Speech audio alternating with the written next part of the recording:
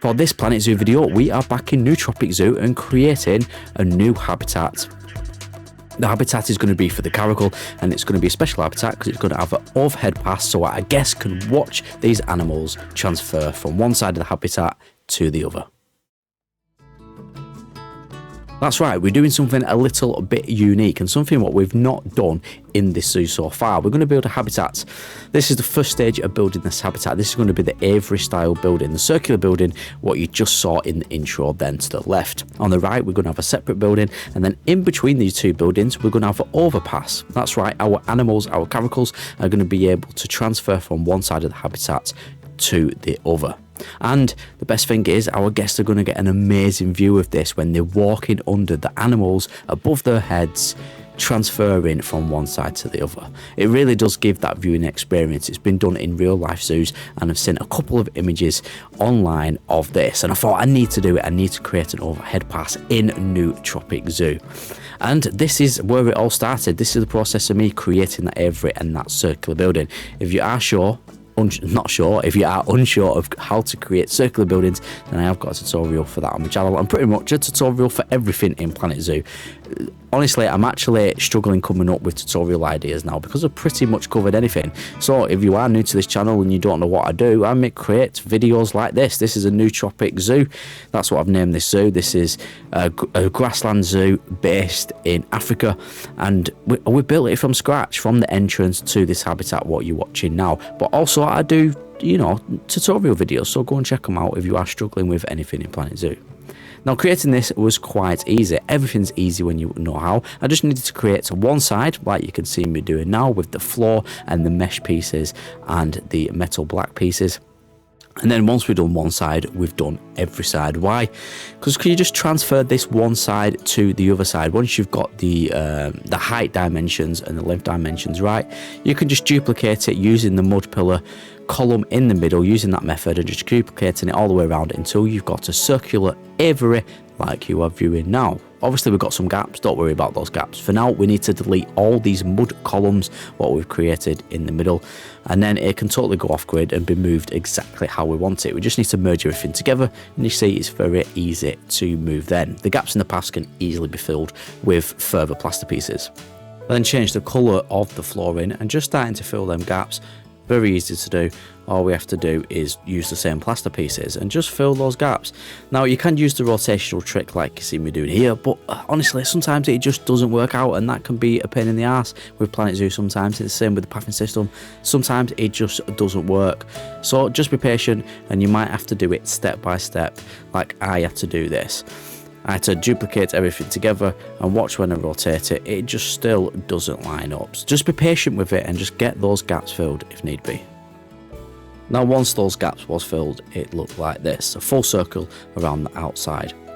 And then we needed to create a hole, because this is what our overpass is going to be, and it is transversable. Our animals, and you can do this with, I love doing this with any big cats really, just creating like an overpass, and it is transversable. Traversable. I got it in the end. Traversable. You can see my dyslexia is kicking in there. But yeah, it is traversable, and our lovely animals can go from one side of the habitat to the other, and it's just something a little bit more unique than your average habitat, isn't it? And I enjoy doing it as well. I enjoy creating it. And we're going to do the same. We do use the same mesh pieces.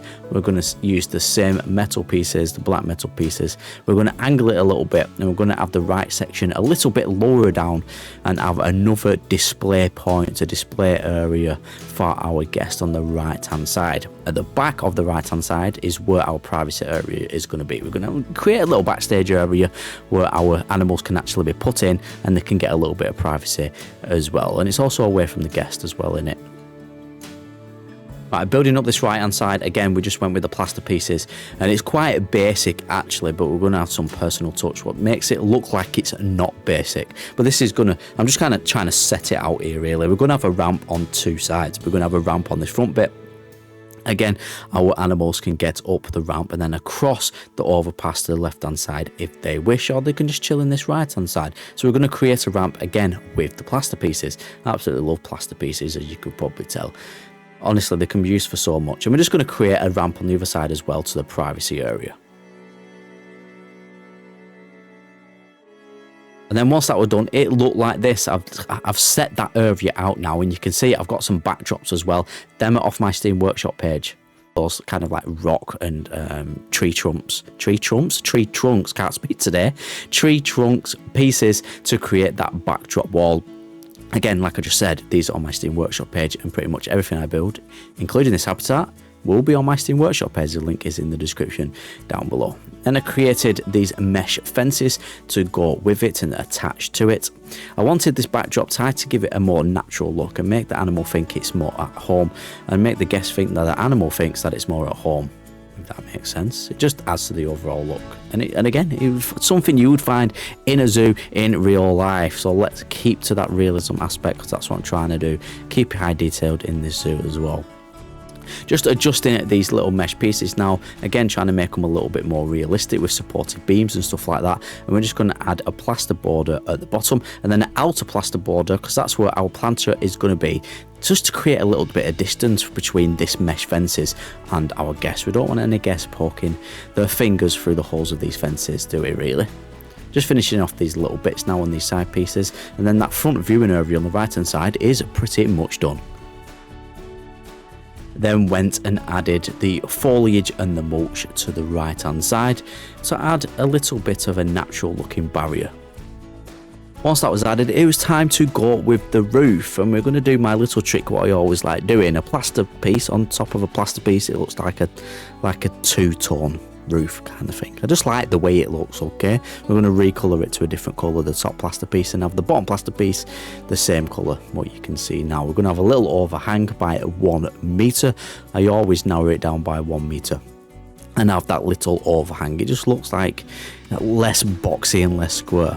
And then that's the roof pretty much done. This backstage area, we're going to bulk out a little bit again with the plaster pieces. We're going to complete this ramp, as you can see there, and just corner everything off, square everything off, tidy everything up a little bit, and make everything kind of just look a little bit better, spruce everything up, close those gaps, fill those gaps, all that kind of fun stuff that everybody loves doing in Planet Zoo. Well, I do anyway, or maybe it's just because I'm a bit of a perfectionist, but hey ho, that's just me. Right, so finishing off that ramp, as you can see, that foliage barrier is going to wrap all the way around the edge once we created that backstage area, and that's where our habitat gate is going to be as well. That's where it's going to be located. As for this middle bit, I wanted to make sure our animals will definitely not escape, so we closed it off. It doesn't have to be perfect. Honestly, from a distance, you won't even see that stuff like mesh pieces are overlapping, or the black metal pieces, what I'm using here, the conservation pieces, don't join perfectly. You won't see it. So let's overlap them and just make sure that animals cannot escape and complete this tunnel, this overpass, so our animals can get from one side to the other. And then we're going to put a climbable object on the inside of this, just to make sure our animals can actually jump on them. Obviously, if you're building this, you want an animal that can actually climb. I think it'll work quite well for any kind of ape or monkeys or anything like that. Yeah, I think it worked quite well for that. And then just creating the climbing frame now, something suitable, something what's going to add to enrichment, and something what looks practical as well. We don't want too much. We want to keep it quite simple but effective at the same time. And we want to build this so they can get to the ground, so we're just going to follow the outline of the aviary itself and kind of like move down and move around to different points until they can get to the floor and back onto the climbing frame if need be. And once the climbing frame and all the foliage and a little bit of rock work was added, it looked like this. Admittedly, I did take some of the pre-made climbing frames, a couple off the Steam Workshop page, don't be afraid to use blueprints, that's what they're there for, and a couple what come with the game, just to bulk it out a little bit and add a little bit more climbing experience for the animals. And then just added some foliage and some simple rock work really. Filled the path out with the same plaster pieces. I think I'm going to separate it a little bit with some planters because it is quite a large area and looks very kind of just like plain and dull, having a massive path all the same colour. Right, as for the foliage in the mulch around the outside of this aviary building, we're just gonna create one piece here, and once we've created this one piece, we'll create another one on the other side, and we're just gonna do the same trick. We're gonna duplicate it and rotate it around 15 degrees until we've got a full circle of foliage. just like this. You can see I've pretty much created this one set now. So all we have to do is merge everything together. So we merge this side, we're going to merge the opposite side, and then, which should work, we just duplicate it and rotate it around until we get that full circle. And you might need to move it a bit, like you can see me doing, and just move it all the way around, and it will fit. And it's just so much easier to do than placing them all one by one.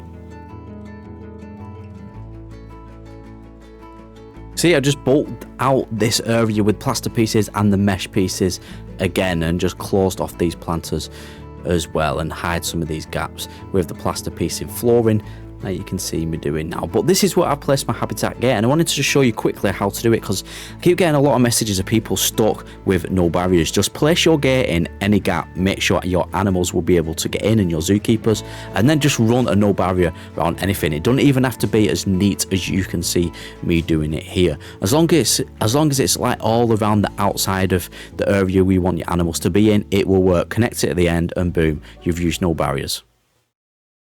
And here we are, it is complete. I'm going to show you the backstage area, but let me show you some of the little things I've added since last recording. You can see all the inside foliage is now in. I kept it basic. We've got a little bit of rock work, we've got this lovely kind of like main focus on the tree stump here, and then a little corner here with enrichment items in, and the grass poking through the floor. But on the left is the piece of resistance. This is where everything will happen. This is where you will see look, there's one. There you go. One of our lovely caracals running about, leaping about in mid-air, floating. Planet Zoo sorted that out. Come on, you can do better. But yeah, floating about, running about, and coming from one side to the other. But currently, it's not letting him pass. Let him pass, come on, or just walk right through him like he's a ghost. But yeah, as you can see, they quite happily can get, I'm just going to pause it, they quite happily can get from one side to the other, which is quite nice, and I'm glad everything works and it is traversable as well. On the roof, I just added kind of little sun roof here.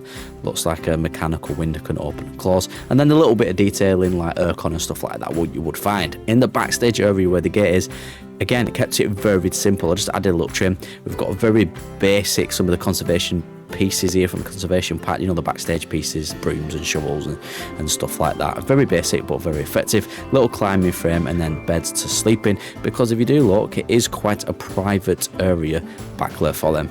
We've got the education board there in one of the planters, and I just added these planters to kind of separate the path a little bit. It just looked all a little bit too much of that path and this colour, if that makes sense. But yeah, there we go again. We have completed another episode of Newtropic Zoo. If you are liking this series and have followed it from the start, then hit that like button. And if you are new, you might as well hit that subscribe button if you want to watch the next episode of Newtropic Zoo. But like I always say, my name's Adam. I hope you have a wonderful rest of your day, and I will catch you in the next Planet Zoo video.